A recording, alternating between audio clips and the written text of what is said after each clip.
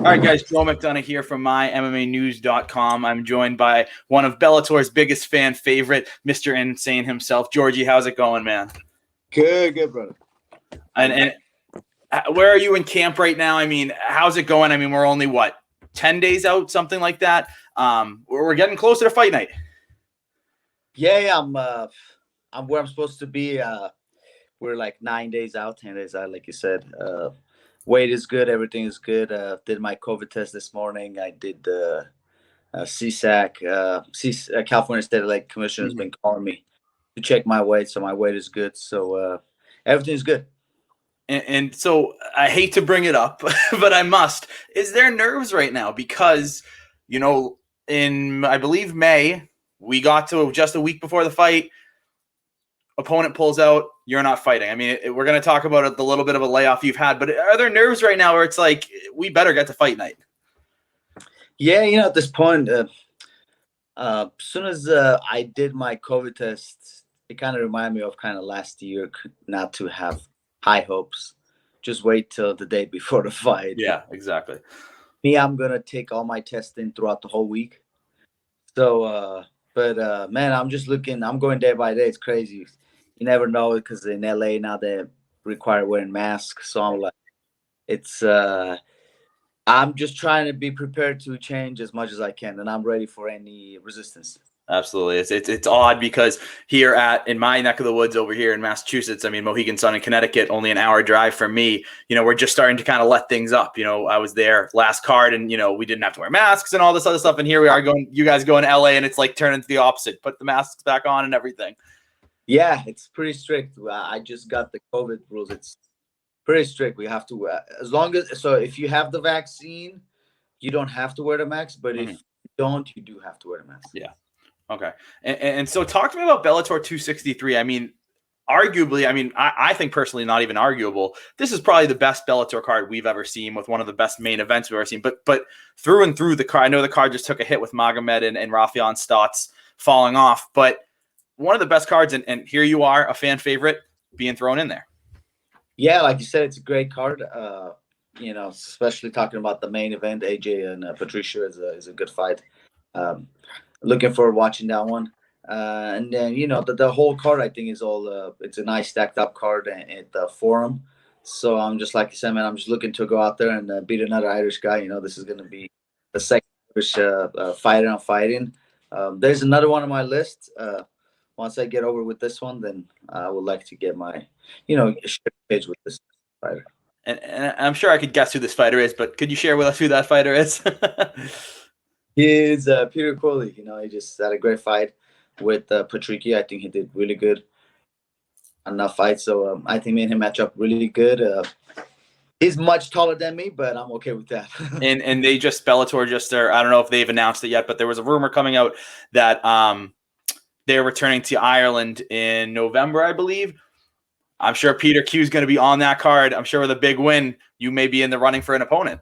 Yeah, or if Peter Crowley likes to go to Russia, Moscow, we could fight there. But that's also very true. And now talk to me. I mean, this is your first fight. We talked a little bit about that May. You went through camp and everything and didn't fight in fight week.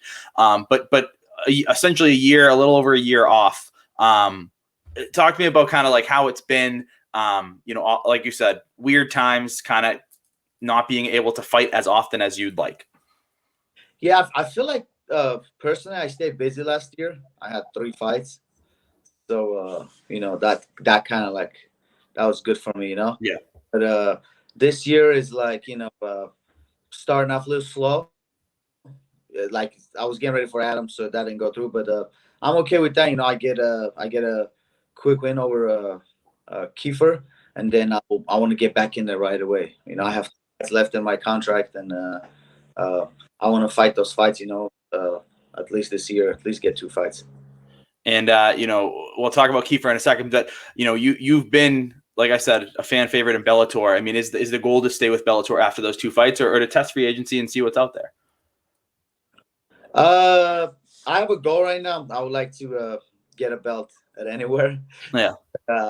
Yeah, we'll see. When the time is right, I would like to sit down with my management and negotiate and see. But, I mean, right now Bellator is home, and I really like them. So right now they treat me good, so I like it. And not much better of a management team than Jason House, Ed Cap, and the Iridium guys. So I'm sure they'll get you something nice, whether it's Bellator or anywhere else.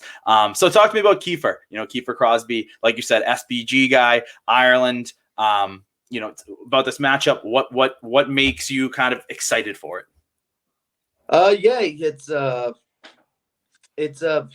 I don't know how it started, but we start kind of like he messaged me, or I messaged them on, or he heard me say something about the rankings, but he pretty much told me he's gonna beat me up pretty bad. So I'm looking forward to that. Let's see if he's gonna be able to. But I match up with him really well. He only has 10 professional fights. I have four more than that. I should be able to take the fight anywhere I want to. So it's not gonna be a problem. Comes out very aggressive. I like that. You try to trade with me, I'm gonna trade with you, and I'm gonna knock you out. So I'm a type of fighter I'm gonna come forward to, and we're gonna throw hands. So we'll see on July 31st. Sounds exciting. I like to think that I'm pretty well versed in the MMA world. I didn't know there was any kind of ill will or exchange of words here between you two. Yeah. He sent me a message on Instagram. It was like, get ready to retire and stuff like that. And it was funny to me because I think I've seen everything in the sport, and I'm still willing to go through lots of craziness. But it's very dangerous to fight someone like me because I've seen everything, and I still have the fire, man. So yeah. Interesting that message. I mean, I feel like you're one of the most well-loved guys in the sport. It's very interesting to me that he sent that. I mean, does it add anything? I know you said you're looking forward to punching him, but mentally, anything like that where you're going to look for a finish quicker, or is it just the game plan and it doesn't matter of all the talk outside of the cage? No, it doesn't matter, man. You can never get emotional there. I'm just to walk in there, beat him up, and walk out, and just shake his hand and be cool to him. There's no hard feelings. He, like I said, there was times where I had to go through that in my career where I had to say stuff. But to me, it's funny, and I'm just a veteran, and I'm just gonna go out there and just hurt you. Absolutely, man. And last one here for me, Georgie, is just a prediction for a fight night. Got anything for us that we can look out for? Prediction: I'm winning for sure, man. This is like back 2 camps in a row. I'm going back to back, so I haven't taken a break, and I'm not planning to. I like to stay in shape, but I'm gonna go out there and get the victory. Awesome, Georgie. Thank you very much. Looking forward to it, man. Thank you, my brother.